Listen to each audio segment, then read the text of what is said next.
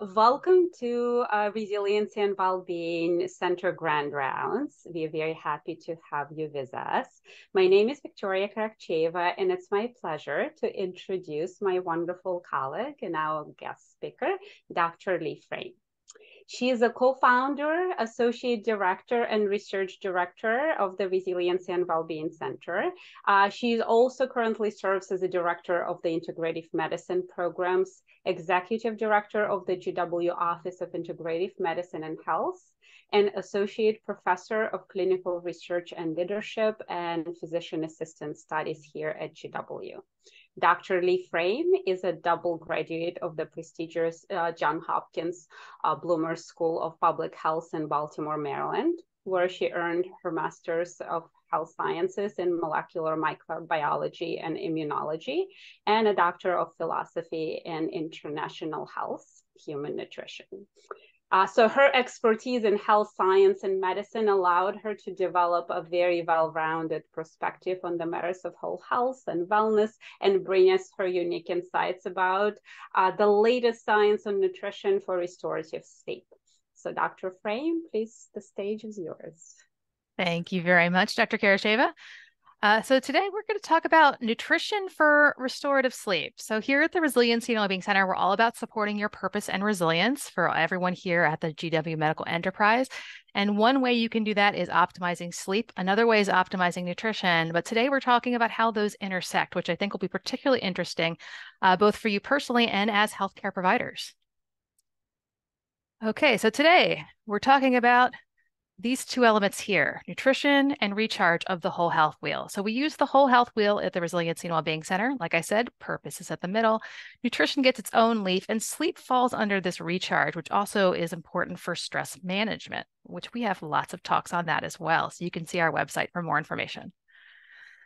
Nutrition. So I'm a huge fan of the Harvard Healthy Eating Plate, and here it is, but I'm such a huge fan that I made my own.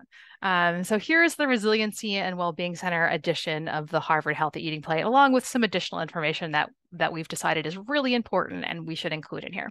But the gist is the same. You've got, this is what perhaps a plate might look like, perhaps what your day might look like, or at least a week on average. You're going to have what we would call a plant-based diet, meaning that most of your food is coming from plants. So all of this, right, is plants, and perhaps some of this is plants too.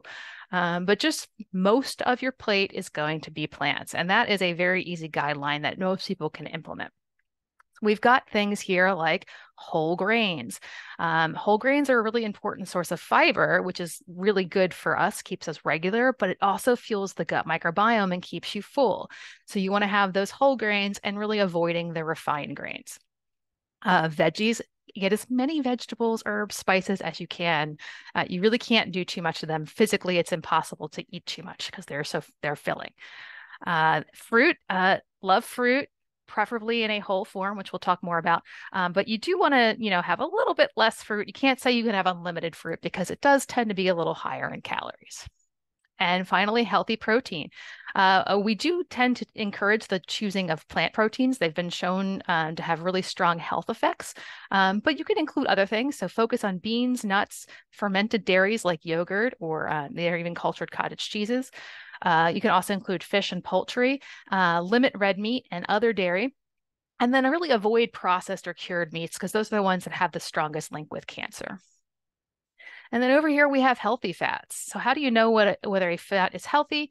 It is liquid at room temperature. So that is your hack. If your fat is liquid at room temperature, it is a healthy fat, and you should include that in your regular diet. If it's not, you can have it in your diet, but just limit it. And of course, we're going to talk a little bit more about ultra-processed foods. We want you to avoid them, but why? We'll talk about the science behind that. And then also, a really important part of this is being physically active throughout the day. And we do have a whole series on that, but just mention it here because it's really important as part of a balanced lifestyle. So, talking about nutrition and sleep. One of the key things we think about with nutrition and sleep is that sleep, having let's say a brief sleep, an insufficient sleep, a non-restorative sleep, can lead to overweight and obesity. And that is absolutely true, right? You can be hungrier. It changes the hormonal regulation, making you hungrier. It can actually also make you insulin resistant.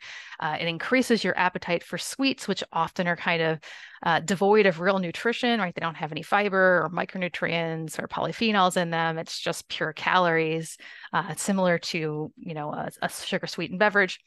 And then generally, it's increasing your food intake and the calorie content of the diet. So we need to get enough sleep to have a healthy weight. But what a lot of people don't realize is it's actually a bidirectional relationship. So overweight and obesity is also feeding into poor sleep. Now, how is it doing that? People with overweight and obesity frequently suffer from delayed or reduced REM sleep, which is a really important part of sleep that often is what is sacrificed typically when we have a short sleep. What you see sometimes is a nightly snack can actually disrupt your circadian rhythms. So this poor eating habit can actually disrupt sleep. Sleep performance or the quality of sleep are affected. So you're not going to get that restorative sleep, even if you're getting the same number of hours.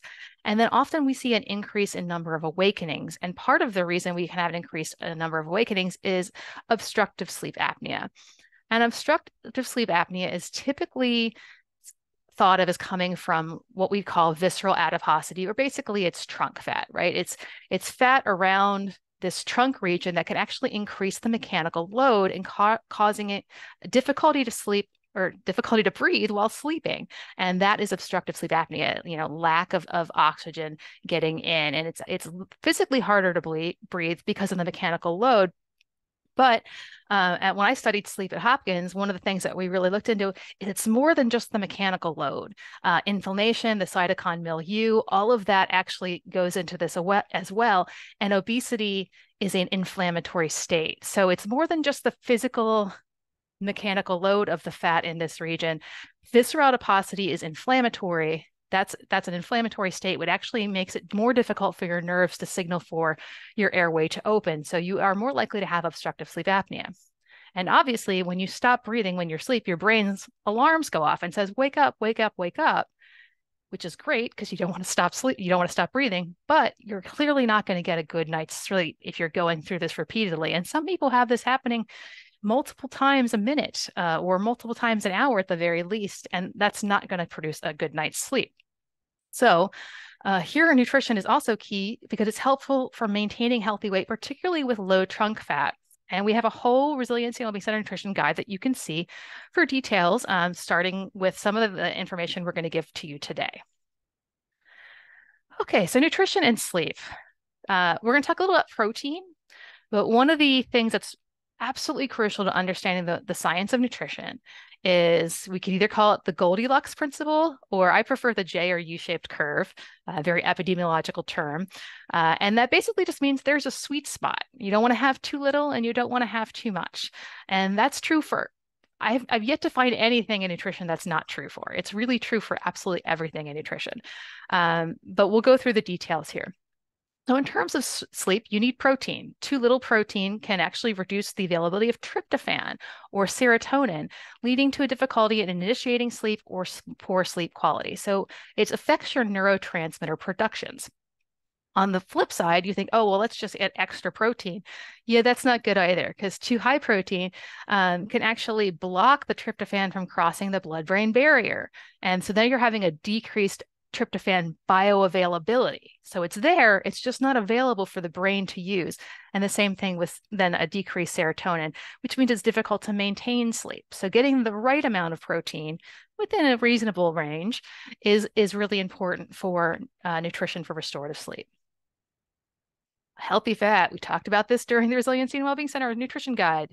So now you know what healthy fat is, but here's another rendition of that, right? So you got oily fish, walnuts, avocados, olive oil. These are typically what we would consider to be healthy fats. Unhealthy fats, basically animal fats, a lot of trans fats, which fortunately have been by and large banned throughout the world, but only banned to certain amounts. So they're still there in trace amounts. So if you are eating fast food or processed foods, you are likely getting low amounts of trans fats, which can add up over time. So you want to avoid those. Why? These unhealthy fats, either saturated fats or trans fats, can actually lead to poor sleep quality and poor sleep performance. So you're not getting that restorative sleep, whereas healthy fats actually promote that. Why is that? What's the mechanism behind that? Well, healthy fats are anti-inflammatory. So they're going to knock down inflammation and promote good sleep quality. Whereas these fats, even if they're not inflammatory, they're certainly not anti-inflammatory. And they are going to be either feeding into an inflammatory system like a chronic inflammation, or they're not going to be helping turn that off. Carbohydrates. So now we've hit all the macros. Again, J or U-shaped curve, but there's a little bit more to this one. So here's a really complicated summary from a review. We'll walk through this and then I'll give you my summary. So carbohydrates. You often hear, oh, the low carb diet is best. No, we need to be on a high carb diet because we need all the fiber. Well, it's shocker, surprise. It's a J or a U-shaped curve. There's actually a sweet spot. So really, for most people, it's neither of these. You want to be kind of somewhere in the middle with a moderate carbohydrate intake. But what happens with both of these, they actually impact both REM and non-REM sleep. And they can cause sleep disorders of either sleep or wakefulness. So either you're fall asleep too quickly or not quickly enough, or you don't stay asleep long enough. Onset of sleep is an issue, but also reduction in REM, which is really problematic, particularly if you are having a brief sleep, because you really need to get enough time in to get your REM sleep.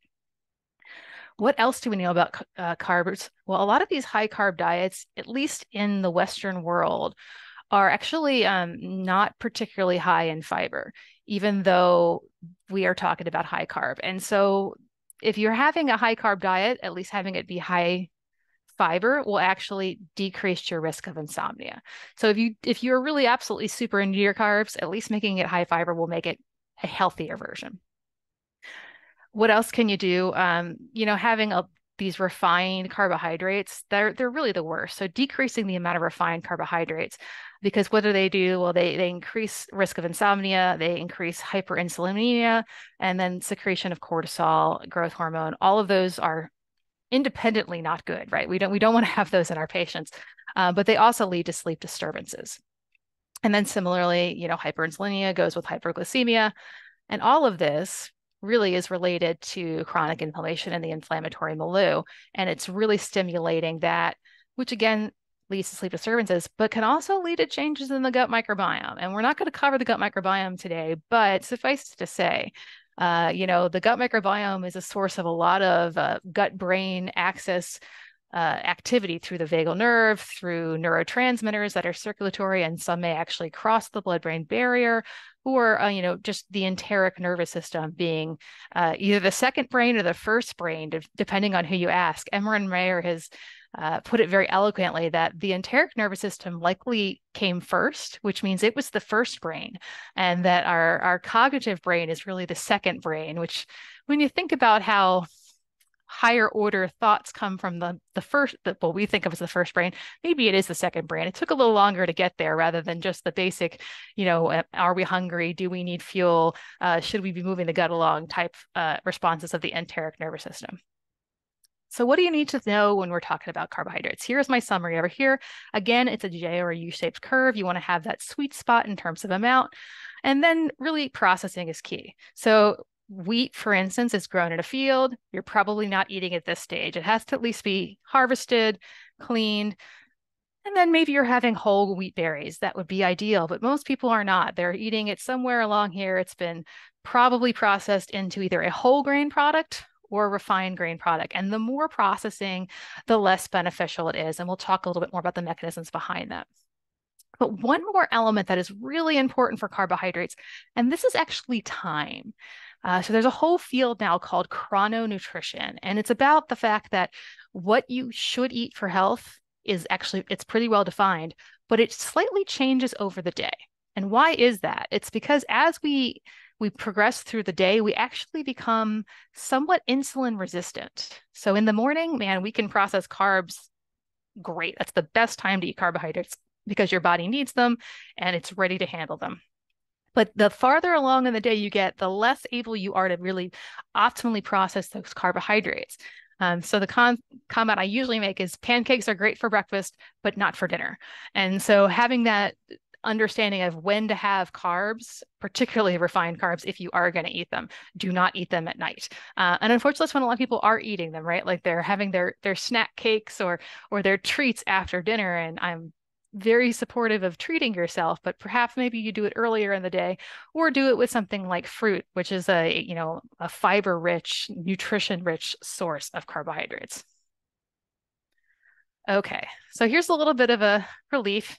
This is my cat, Russell, and he gets restorative sleep from short sleep. But most of us are not cats. And so we actually cannot have short sleeps. We cannot have naps to be sufficient. We really need to get longer periods of sleep to have them be restorative. But in people who have short sleep, what does their nutrition look like? And so when you look at NHANES and other research, the key nutrient adequacies we see here are calcium, magnesium, vitamin A, vitamin C, vitamin D, vitamin E, and vitamin K1. And I'm going to point out vitamin D here, not just because I love vitamin D and I did all my dissertation work on it, but because this is the one that seems to come out the most. This is the most common among all the people that have short sleep. Now, what does that mean? It's a little bit difficult to say because did they have the nutritional deficiency and then have the short sleep, right? So the nutritional deficiency is actually causing the short sleep, or do they have the short sleep, which is causing the nutritional deficiency? We don't really know. Is it a little bit of both? It's unclear, but it does keep popping out time and time again. So let's talk a little bit more about vitamin D. So this is kind of the 411 on vitamin D, the summary of everything you need to know as a healthcare provider on vitamin D. And you can learn more from the Linus Pauling Institute Micronutrient Informative Center, which I'm a huge fan of, and we actually have done a whole podcast series with them. They're wonderful. They have the latest information on nutrition. But so what do we know about vitamin D and sleep? There's actually been 19 studies at least due to this last systematic review, which was in 2022. 13 of those were RCTs. That's actually pretty amazing and perhaps unique to vitamin D. There's a low risk of bias in this data. And with supplementing with vitamin D, it seems to improve sleep quality. Okay, that sounds interesting. So what would my recommendation be? To be honest, most people probably need to be on a vitamin D supplement because they spend most of their time inside. They're probably not going to get enough of the fatty fish, or even, the amounts in fortified foods are quite low. So you have to eat a lot of them. So putting your patients on a vitamin D supplement is probably advisable. And it's very low risk, right? There's low risk because what are you going to do with your patients? You're going to titrate their dose. And how do you do that? Will you titrate it to a serum 25-hydroxy level of, and this is a universal research recommendation. It's also my recommendation of 40 to 60 nanograms per milliliter. Now, if you're a clinician who's typically looking at labs, you might say, well, but isn't deficiency, below 30 or below 32 nanograms per milliliter? That's currently what is used, but I will tell you that's only for bone health.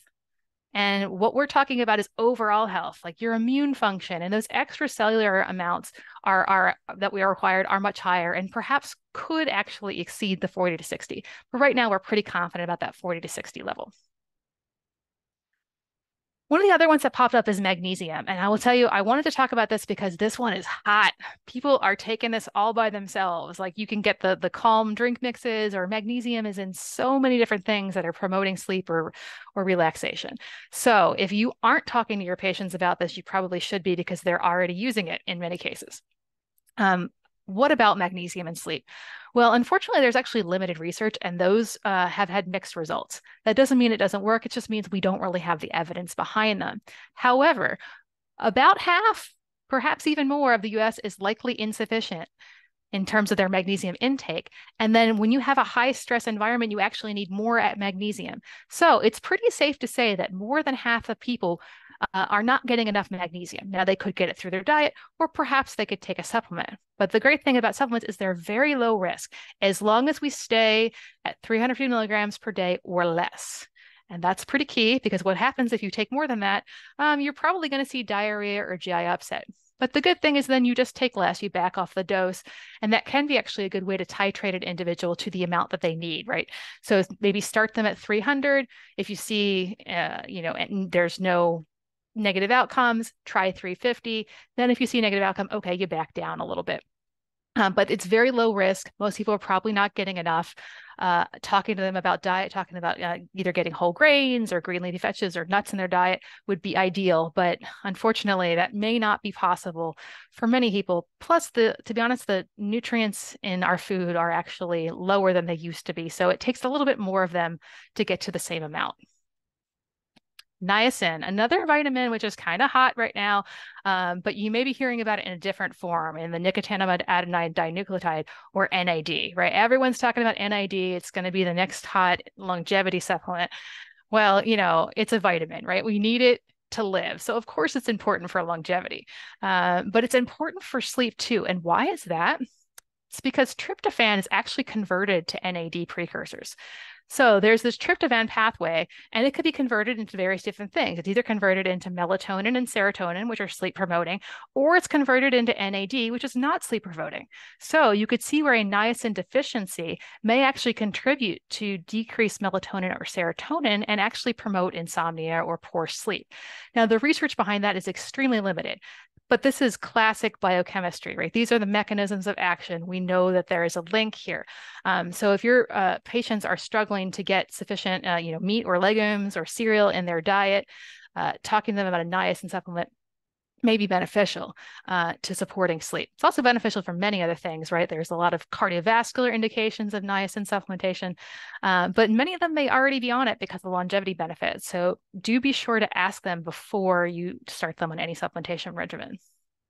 And actually, just generally, you should be asking your patients about supplements because a lot of them will not tell you. It's sad, but true. They won't tell you because they don't think you want to hear about it. They think you only want to know about what meds they're on, not what supplements they're on. But they may be taking high doses of NAD because they think they want to live to be 120. Okay. But really, how do you make sure their patients are getting a healthy diet? Eating the rainbow. This is really a foolproof way to get a healthy diet because the different colors in plants signal different chemicals. They signal the different nutrients and different phytonutrients like flavonoids, which we're going to talk more about later. And this is taken from the Physicians Committee for Responsible Medicine, just showing the different colors and different foods and then what they do actually for cancer prevention. And so you could see where, like, if you're having a plant-based diet, but you only really eat like red, orange, and yellow, you're still not getting the full benefits of a healthy diet. And so that's something that I think is a pretty low-hanging fruit for you to talk quickly with your patients. You can actually get this handout for free on their website. You could just hand it to them and say, this is the way you should be eating a healthy diet, along with the Resiliency and Wellbeing Center Nutrition Guide, and you're pretty good to go.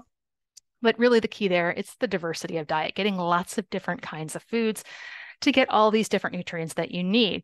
And then I'm going to allude quickly to what I talk about with the gut microbiome is we're going to aim for 30 different plants per week because that's what's come out of the American Gut Project's research, showing that's sort of the inflection point for what a quote unquote healthy gut microbiome looks like, which we cannot currently define.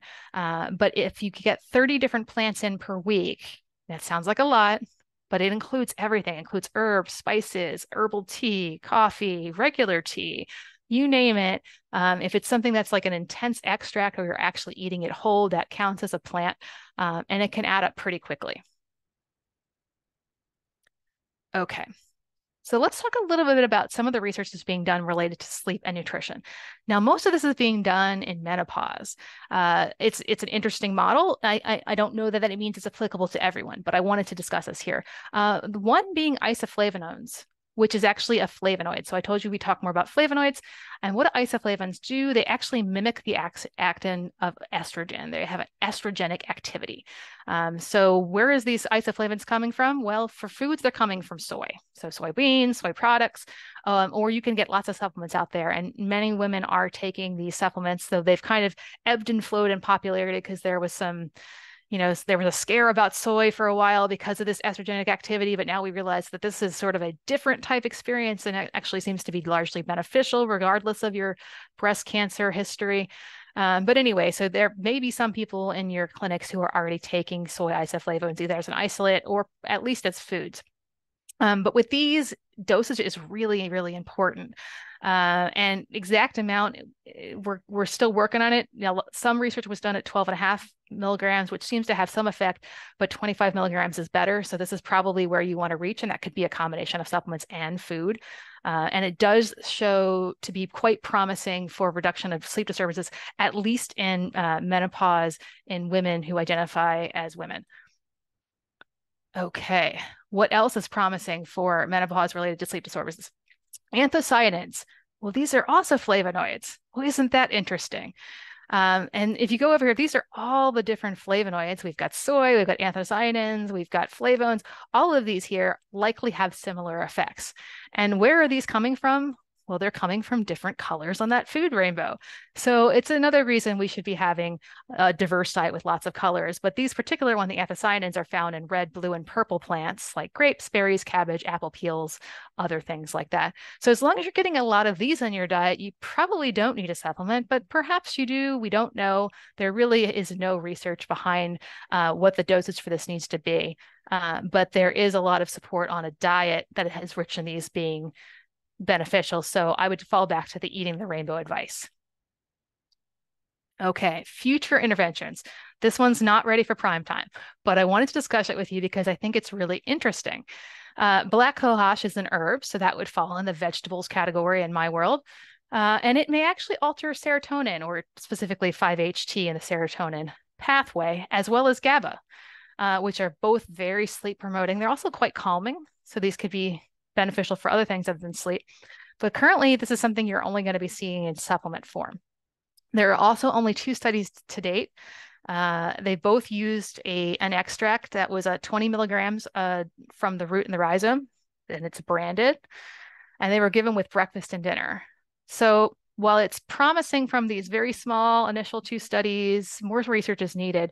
But I think it's just really driving home the point that plants are really important for the way our body functions, and that goes down to the hormones and the neurotransmitters. And so if we aren't getting sufficient plants in our diet, there's a real concern that our body is not going to be able to have the nutrition it needs and the restorative sleep that it needs. Okay, so I told you we talk more about processed foods. This is sort of my general spiel on processed foods. We want to avoid them. We want to start with whole foods or minimally processed. But what does all of that mean? All right, so corn on the cob, that's about as minimally processed as you can get. Ultra processed foods are way down here. Doritos, right? Like you can't make this in your kitchen. That's really the key. And ultra processed food is something you cannot make at home.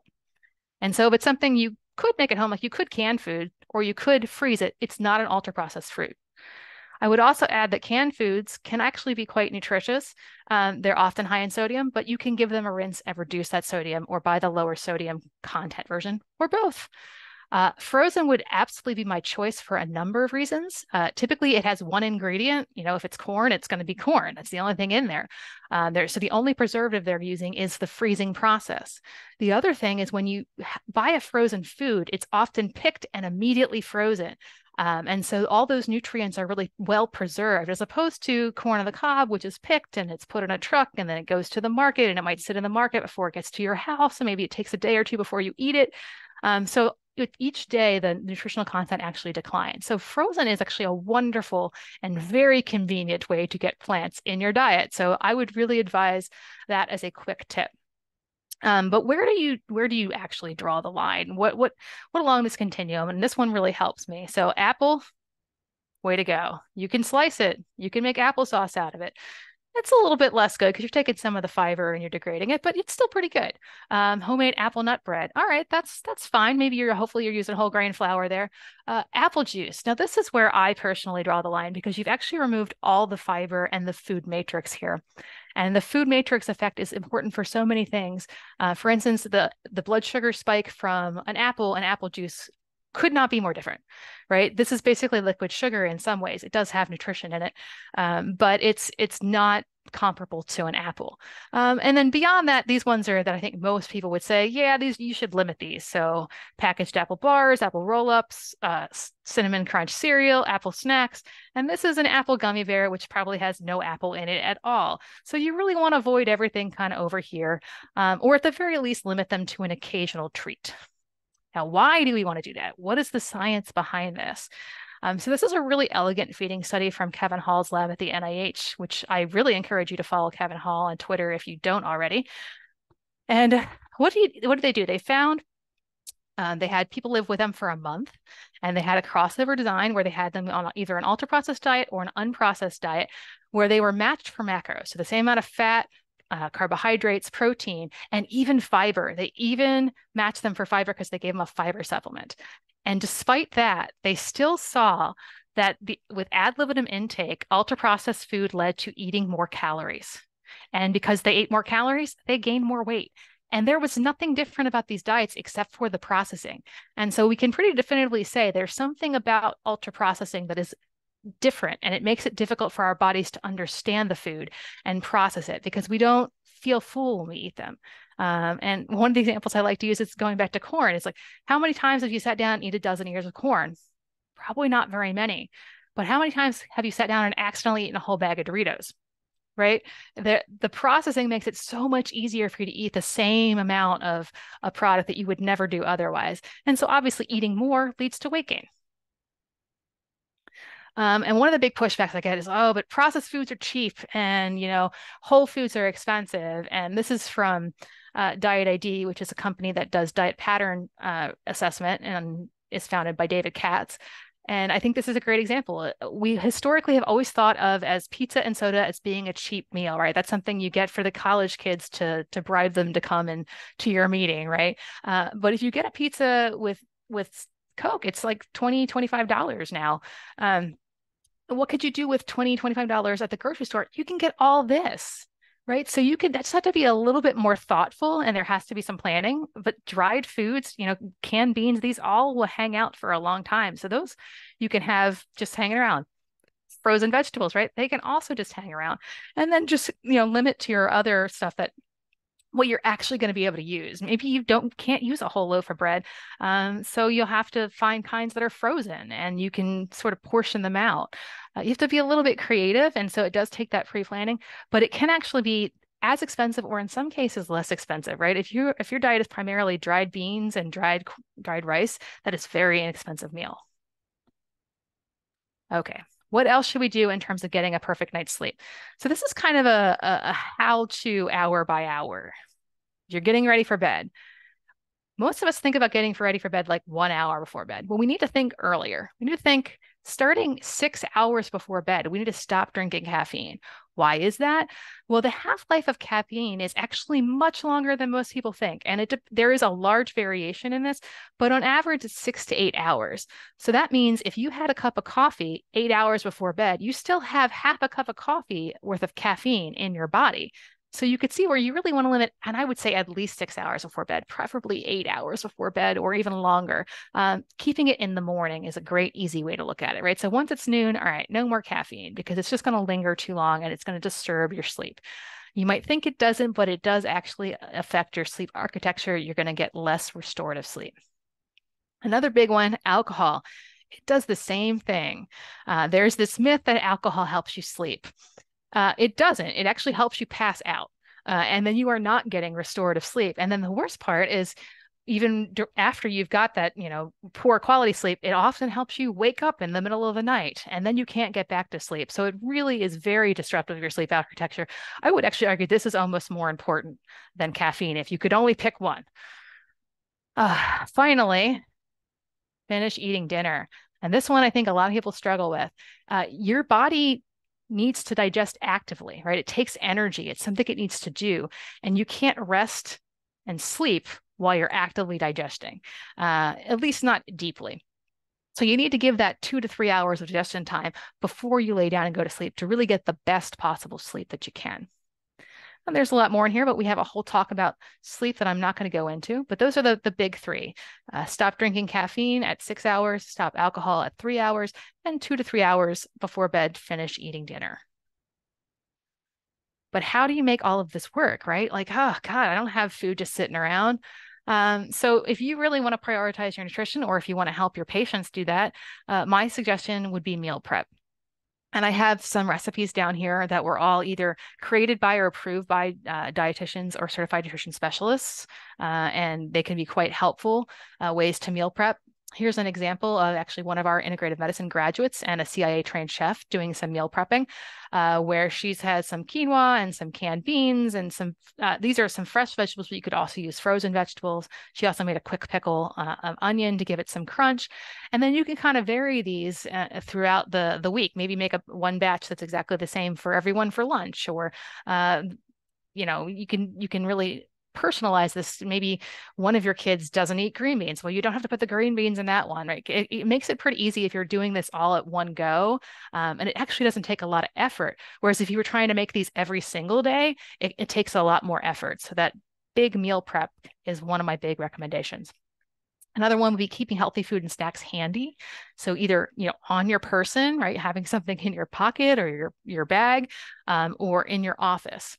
And another one is staying hydrated. And I'm not going to spend too much time on this because it's not really what we're talking about today, but just suffice it to say that our body gets hydration through food. And so sometimes when we're actually dehydrated, we will feel hungry because our body's just trying to get us to take liquid in and hydrate itself. So making sure that you're hydrated will make sure that you actually are hungry when you feel hungry.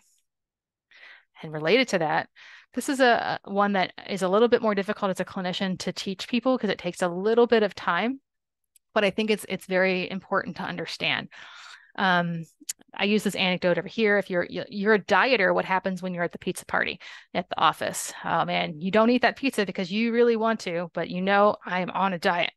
And then what happens is you go home and you overeat at dinner because you are so hungry and you have this craving for so long that you overeat, you sort of binge eat. That's really typical of a dieting pattern. It's why we don't like dieting and nutrition. No, we don't want that. We want to do more of an intuitive eating. So you're at the office party, you want a slice of pizza. And you know what? You have that slice of pizza, but just one.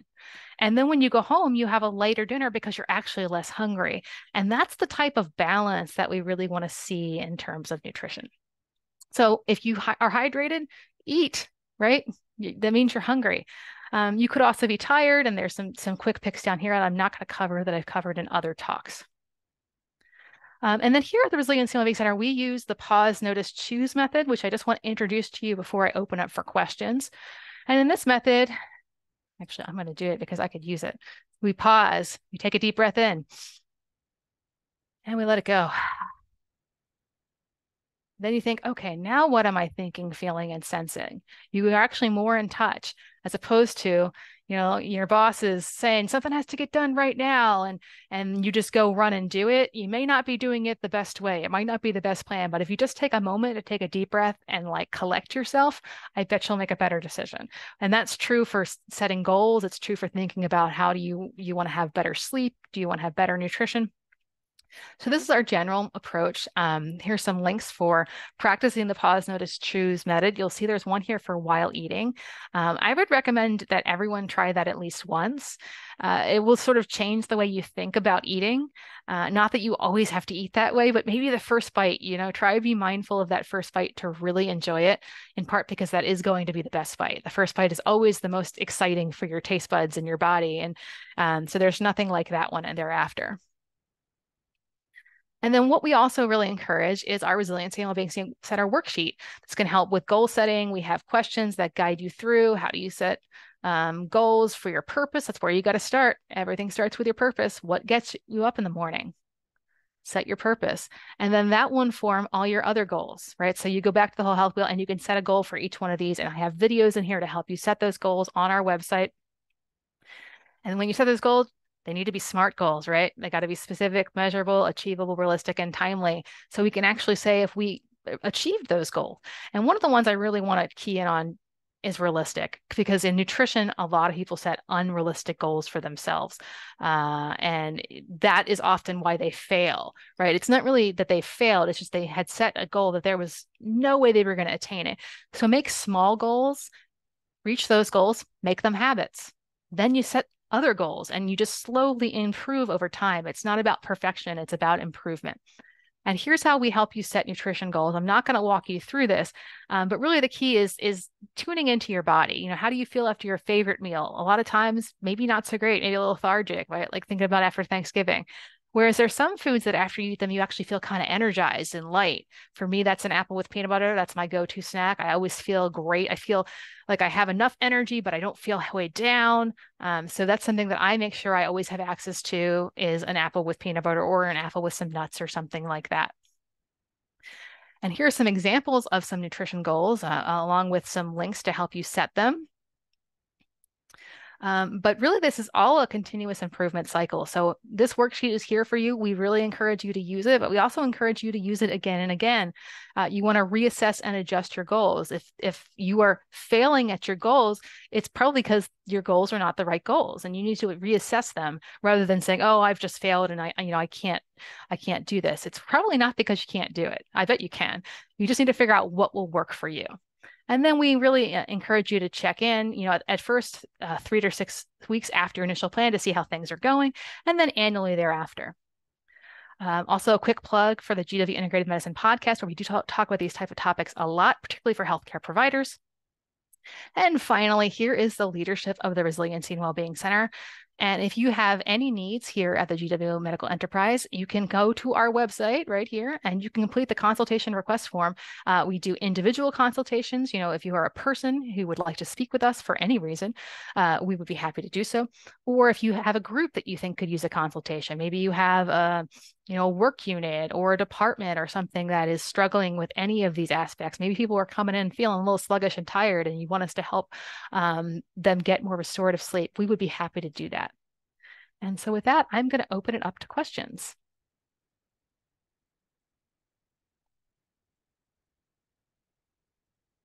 You can put questions in the chat, or we have a small enough group you could actually also unmute.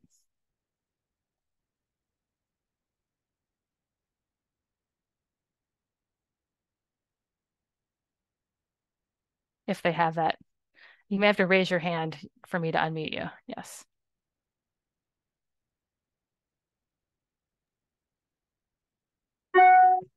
What is the cost of having a consultation for a group?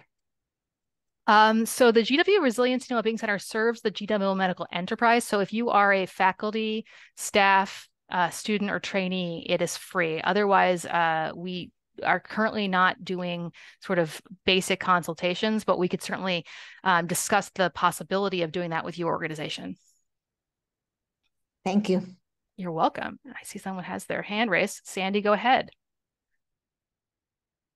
Hi, Dr. Frame. Thanks so much for the great presentation. I just wanted to ask if you have any rules of thumb for finding the right protein intake based on a person's level of physical activity. Oh, that's such a good question. I actually wrote a book chapter about this, so I'll have to send that to you. You shoot me an email. My email is right here, and I will send you the book chapter to you. It's in David Katz's Nutrition for Clinical Professionals, because a lot of people will tell you, oh, it's just 0.8 grams per kilogram. And that is true for longevity. It really is true. But when you talk about physical activity, it certainly varies. And some people aren't particularly great at digesting protein and maybe have higher needs. I worked in the bariatric surgery cohort for many years, and that is certainly a unique cohort. And you can sort of see people coming in as protein malnourished, their hair is thinning, and yet they're often meeting the guidelines.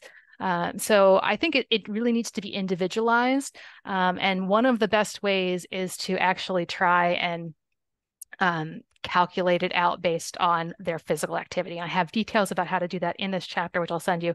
But it looks like there's really no benefit to going above the 1.2 grams per kilogram range from the literature, that you kind of maximize muscle protein synthesis at that point. So somewhere between 0.8 and 1.2 grams per kilogram is where everyone is going to be. Now, if you're at that 1.2, because let's say you're an elite athlete and you're training, or if you're just training for a marathon, when you are no longer doing that, then you want to go back towards that 0.8, because the 0.8 seems to be the key for longevity, at least for the majority of our life.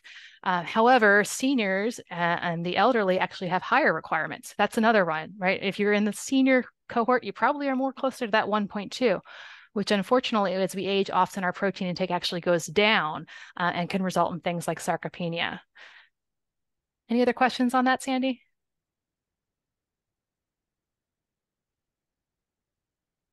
Go ahead, you're unmuted. Oh, can you still hear me? Yep. Thank you so much. That was really great. I'll send you an email. I'd love to check that chapter out. Great. Thank you. Great question.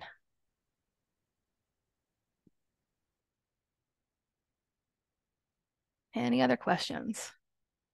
Now is your time.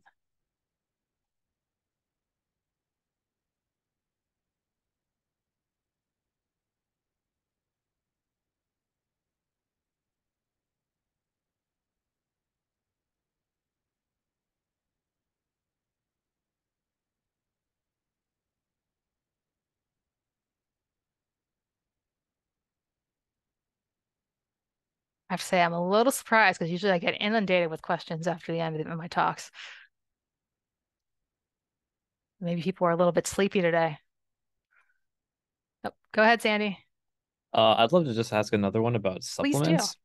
Is there kind of a major difference between getting your supplements and vitamins through food versus through a drink mix or a tablet? Fantastic question. The answer is yes, there's a huge difference.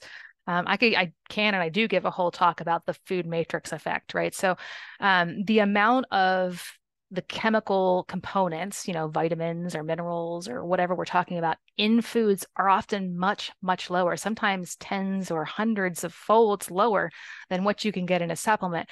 But interestingly enough, oftentimes we actually absorb more from the foods. So if you can get your nutrition from foods, that is absolutely optimal for a number of reasons. In part because you actually also, it's difficult to have too much from food because it's kind of limiting. The fiber is quite limiting. So it helps you get in that sweet spot range. That being said, it's not always optimal, right? People have busy lives. Maybe you're a resident and you have to run off with your shake in the morning for breakfast. I'm not against that.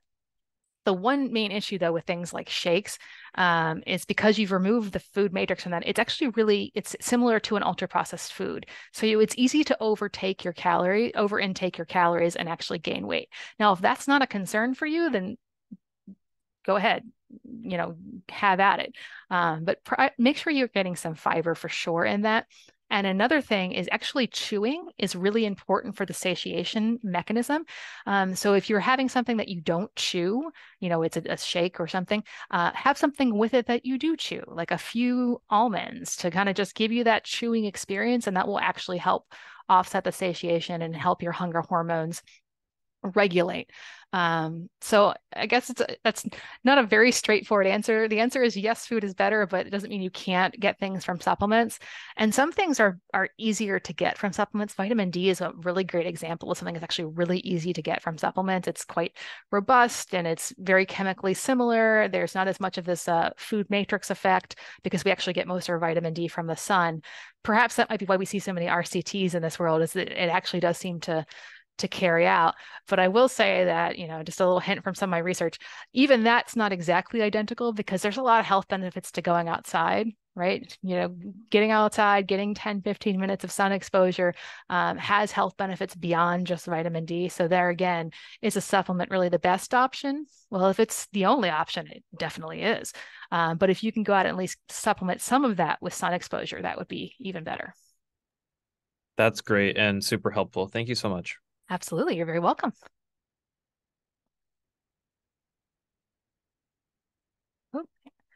XW, go ahead.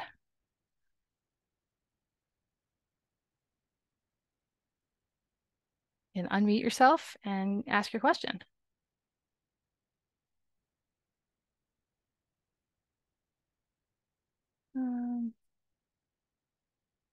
Whoever's name is XW and has their hand raised, I have allowed you to speak. Right. There you go. Okay. So one question, what kind of food that a diabetes patient should be avoid? Good question. So I am very much of the camp that there is no good food and no bad food in general, which means there's no food that you really shouldn't ever eat. I mean, maybe that's not entirely true, but and I think that's true for diabetic patients as well, right? There's nothing you can never eat. There are things that you probably should really limit, and things that you should avoid. But actually, it doesn't differ than the standard recommendations. So let me go back to my beginning slide. I would say that it's exactly the same as for everyone else, right? I went too far.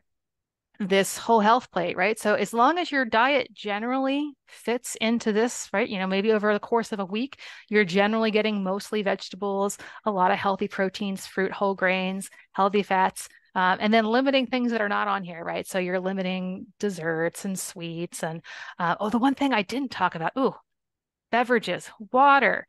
So getting your drinks from water, getting your hydration from water is a huge hack, or teas or coffees or fruit infused water, things that are very, very low calorie. Because basically when you have a drink that has calories in it, your body doesn't really perceive it the same way as a whole food, right? So those are going to be calories that will probably end up being extra calories or overconsumed calories. And so sugar sweetened drinks is something I really think that people with diabetes should avoid. Everyone should really avoid them.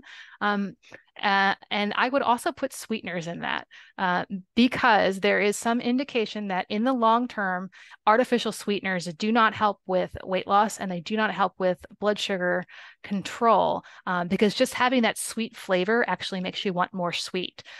So trying to really avoid sweetened anything, but sweetened beverages most of all. So limiting the amount of artificially sweet things, and that could be with whole sugar or sweeteners, would be one of the main things I would pick out about. This is true for everyone, but I would really pick that out for people with diabetes to be extra aware of because it's something that is pretty easy to control actually, right? Whereas some of the other things may be a little bit more difficult, like, reducing your body weight, all of the other things could be more difficult. But if you can just reduce your exposure to sweet, period, it helps with a lot of the other things and will hopefully have everything fall in place. Hope that answers your question.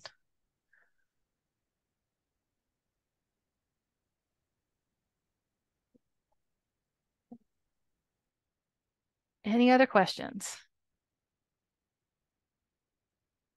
Or from my colleague here, Victoria, do you have any comments? No, I think it was a great talk. You had all the right points. I don't know if there are any more questions, but that must be it then. I just did such a good job. There are no questions. I enjoyed it a lot. I think you covered a lot of territory and definitely opened up a lot of food for thoughts, and people seem to be taking it in so many great directions that are applicable to lifestyle. That's exactly what we started with, right? Exactly. So how can you apply it to really making those changes that are realistic in your lifestyle and perhaps see those results in action and want more of good things? Mm-hmm. Absolutely. And I think that's one of the nice things about lifestyle is it does feed on itself like that. You start doing something small and you feel a little bit better and you're like, oh, I want a little more of this. And it just kind of becomes easier and easier. Even my husband says that. He's like, when I eat better, I want to eat better. It just kind of fuels itself. And I think that's a really nice aspect of this. So another reason you don't need to set really high goals, right? Like set small goals and then you'll make it easier to set more small goals. Absolutely. So the other thing I would just want to end on is, the nutrition guide, which Janet has put the link in the chat.